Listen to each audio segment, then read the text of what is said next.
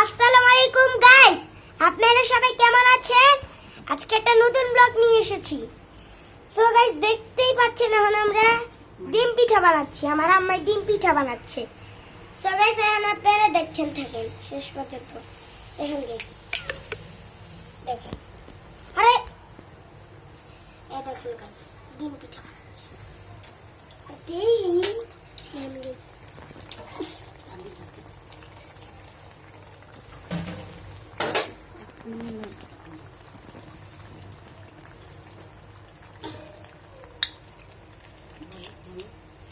So guys, আমার ডিম পিঠা বানানো হচ্ছে। দেখছেন কি সুন্দর ডিম পিঠা। তো আপনারা যদি খেতে চান তাহলে আমাদের নিজের বাসায় বানিয়ে খান।